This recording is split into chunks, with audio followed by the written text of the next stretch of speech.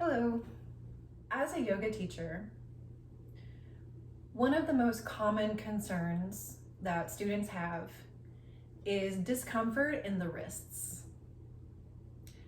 When we practice yoga, when we do our asana practice, a lot of times we are inverted.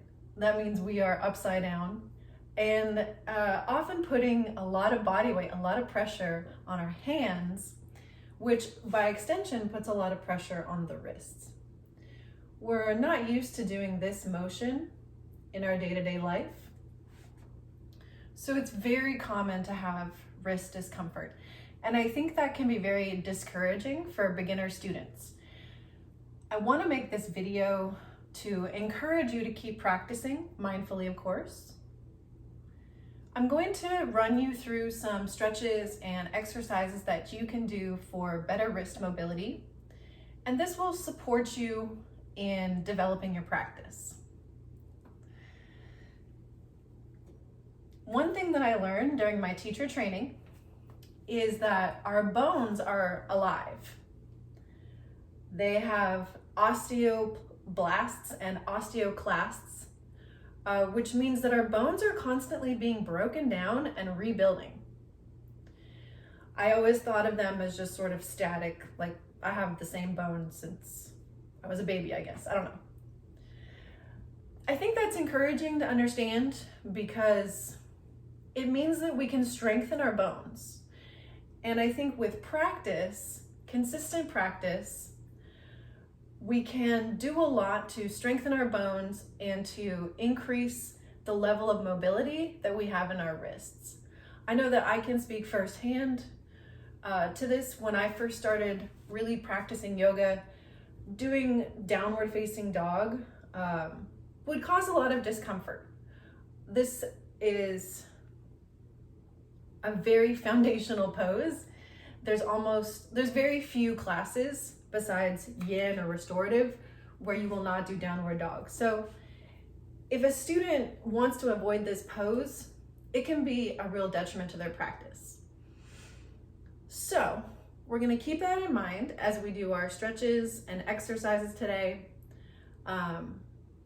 that the more that we practice, the better our wrist mobility will be, the stronger our wrist mobility will be, and we will be able to do poses like downward facing dog without concern or without worrying about wrist pain. All right, here we go. I'm going to share with you 2 different ways that you can stretch out your wrists. The first one is to use your own hand and arm strength.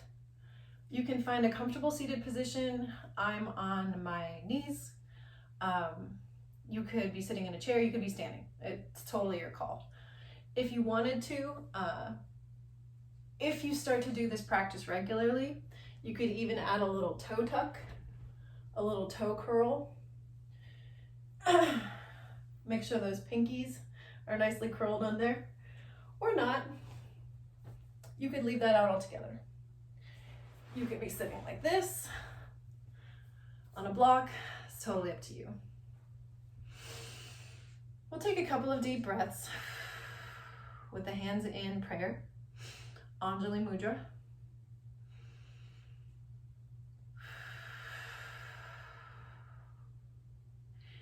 Maybe your palms don't fully touch like mine do. This is something that I have developed over practice. It's important that all of your fingertips be touching, that the shoulders are relaxed, the core is engaged and lifted. If you can, try to push the palms towards each other.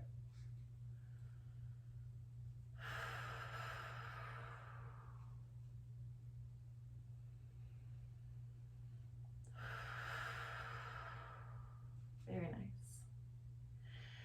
One simple stretch is to alternate how your hands are facing. So I'm going to turn this palm to face up and this palm to face down, and I'm just going to push my hands against each other. And breathe.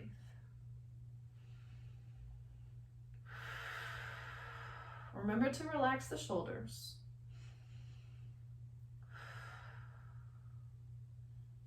I'm gonna rotate my wrist here a little bit. One direction and then the other before I switch sides. So this time, how is it? There we go.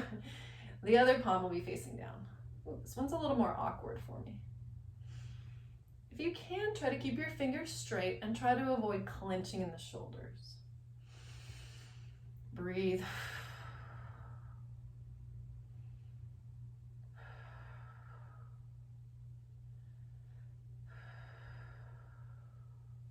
Good. And we'll go ahead and rotate those wrists again, finding some mobility. So, also you could shake them out. Warm up the fingers by extending and closing, opening and clenching the fists. Turn one palm up. Switch. And shake them out. Good. Make sure your shoulders are relaxed. We're gonna do one at a time. Extend like you're trying to have your hand kissed, and then you're gonna pull the wrist towards you. So I'm gonna turn to the side so you can see what this looks like. This is really gonna stretch into the top of the forearm. And breathe. You could hold that for maybe up to 30 seconds. I'm gonna switch sides. Extend, kiss the hand, pull towards you. Breathe into the top of the forearm. Shoulders are relaxed. Abdominals engaged. Don't lose your form. All right, and then we could do it the other way, like you're gonna stop traffic and then pull your fingers towards you. You could grab onto the thumb or do the thumb separately. I've also seen videos for guitar players, musicians, where they are stretching one finger at a time. So that is also definitely something you could consider if you've got a little bit of extra time on your hands. Shake it out. There we go. Other hand, stop traffic, and then pull it towards you.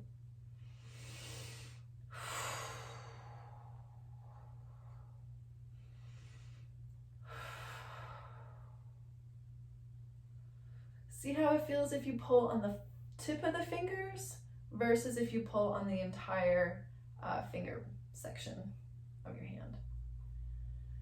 Let's find those wrist circles, shake it out. Now the other way that you could stretch your wrists is by using your own body weight on the floor. So I'm gonna scoot back just a little bit. The first one is gonna be kind of like a tabletop position. So fingers will be spread, fingertips are all pressing into the floor, and then you could walk your knees forward and start to stretch out the wrists like this. Now, I have pretty good wrist mobility, so I'm able to come forward quite a bit. You want to find your edge where you feel the sensation, but you don't feel pain. Maybe you find some intuitive movement here. Ooh. All right, shake it out. We're gonna reverse that, so flip the palms over, and then you can play around with the angle, and you can play around with how much pressure you put on the back of your wrists.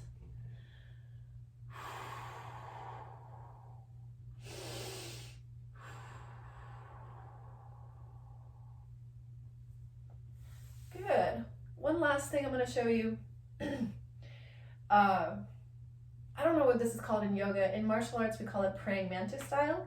So you're gonna extend your hand, drop it like you're gonna have your ring be kissed, but then the thumb and the forefinger will pinch together and making a downward pointing movement.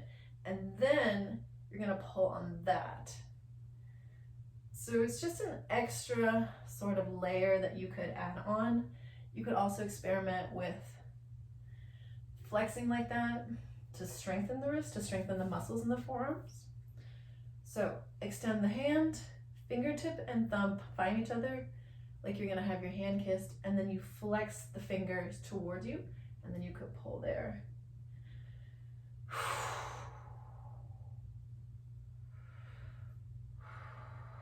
Again, you could practice strengthening the forearm by doing this motion. Right mantis. The last thing that I'm going to show you is an exercise that you can do using the wall.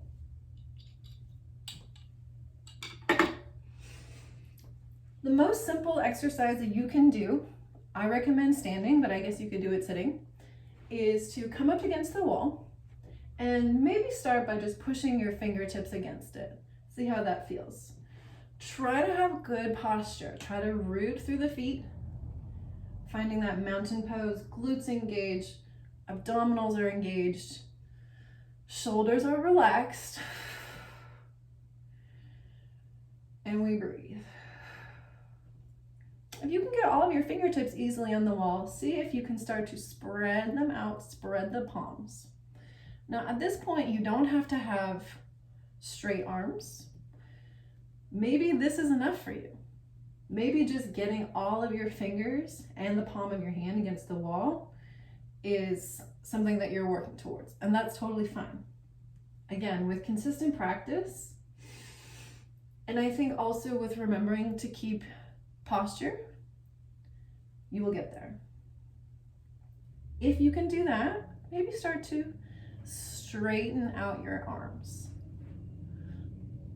You can't really see my legs in this video, but they're slightly further back than perpendicular with the ground.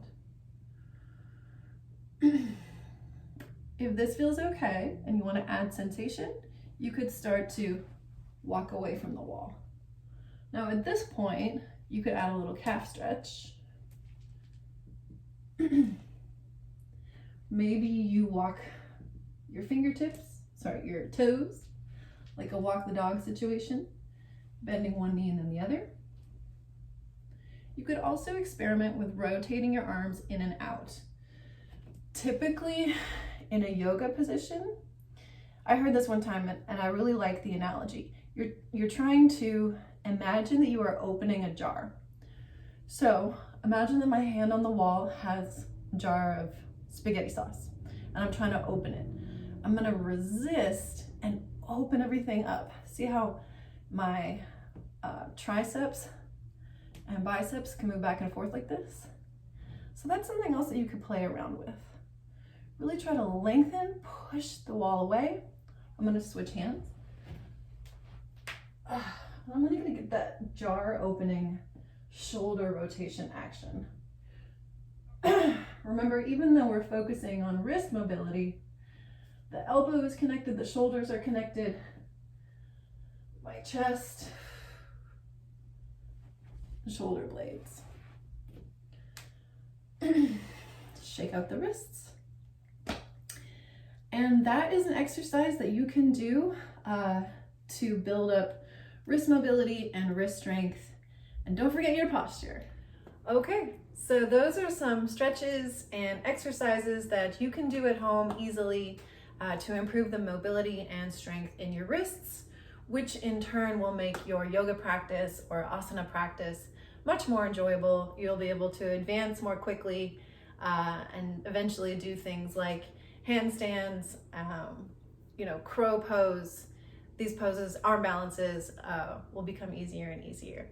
So I wish you the best of luck. Please reach out to me if you want any support with this, if you have any questions, or if you want me to help you develop a mobility routine. Thank you and have a wonderful day. Namaste.